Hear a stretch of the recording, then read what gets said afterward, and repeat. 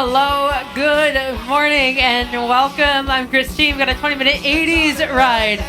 And John Pruitt, if you're not here, I don't know, you got 4.5 minutes to show up.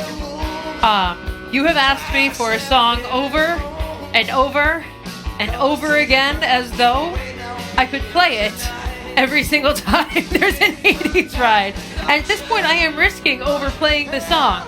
But you know what? You're so cute. I just decided to do it anyway. Because I actually do love the song as well. It's one of my all-time favorite songs. Can anybody guess which one it is? Anybody? Oh, wait, you're not here. You can't. I really wish that we could chat. One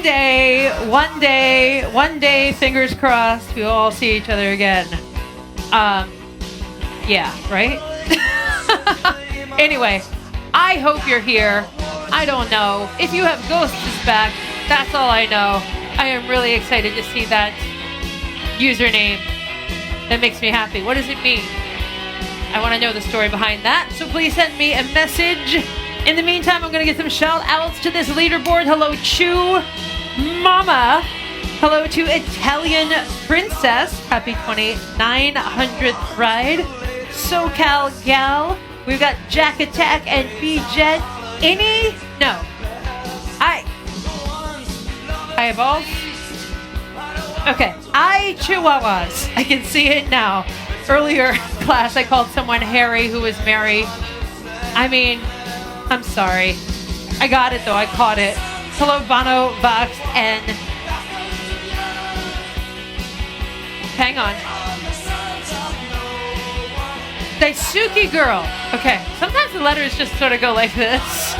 And then, listen, if you want a shout out, we're going to talk about shout outs again in case you missed it last class. Make it easy to read. First and foremost, easy to read. Underscores and backwards, like 3's and E's and like too many I's and L's. Please, don't do that. Unless you don't want a shout out.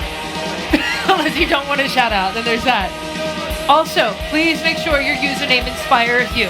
Please make sure your username feels like fire under your ass and a hand on your back and a cape that makes you fly.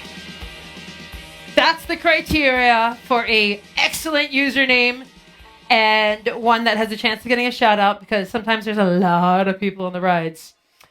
I wanted to tell you about the song that was just on by The Replacements.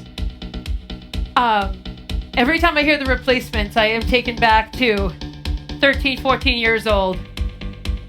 I know some of you heard this before. I don't care. I'm telling people who haven't heard it. My grandparents in Maine had a green...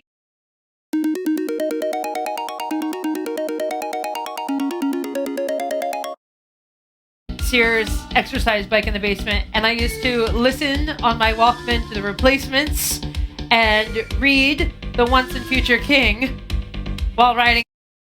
And then I'd see how many miles I went and go through another 10 pages and see how many miles I went, and I got into this whole thing. I think it had something to do with how I ended up here, because I was really into that movement, story, music. Isn't that kind of weird, right? Yeah, it was The Replacements and In Excess, which will give you a hint about what's coming up at the end of this class. You're welcome, John Pruitt.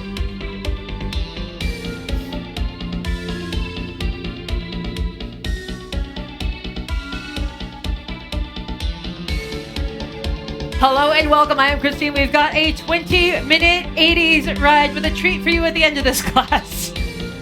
We've got a flat road followed by a build into a climb. So it's going to be flat, and then the last minute of that 5-minute flat, we're going to slow down gradually and bring the resistance up gradually. And that's going to land us into the first part of our climb. We're going to have 1 minute after that climb to walk it out. We are then going to climb again for 5 minutes. We're going to have 1 minute to walk it out, and our final climb is 3 minutes and 20 seconds. So it's 3 climbs with about a minute in between each of them. On your Peloton touchscreen, you'll see cadence, output, and resistance. Cadence is the speed of your legs. I'm giving you the beat of the music. If it's ever too fast, go at your own pace. Resistance, the knob in front of you. To the right it is harder, to the left it is lighter. In the middle is output, that's the power you generate. It is cadence against resistance. I'll tell you more about that in a moment. Flat road right now. Please take a deep breath to your belly. If you want the beat, it's about 100. I've got my resistance somewhere between 20 and 40. Not telling you exactly where my resistance is because it doesn't matter. Please find what feels like a flat road to you. Yes!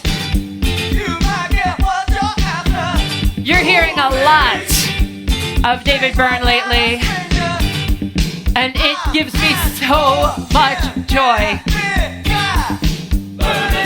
If you haven't taken my American Utopia ride yet, please do. And if you don't know what I'm talking about, Google. Don't send me a DM asking. Google it. You've got 3 more minutes at this pace. Now I mentioned the output, the power you're generating. Cadence against resistance. That number determines where you are on the leaderboard. But please remember this. Where you are on the leaderboard is not what matters. The fact that you're on the leaderboard is what matters. Don't forget. I know we get very competitive. Winning that leaderboard is not winning anything. That's why I really would like for you to check out Power Zone Training. I'm not going to give a whole preach here. I want you to enjoy the music.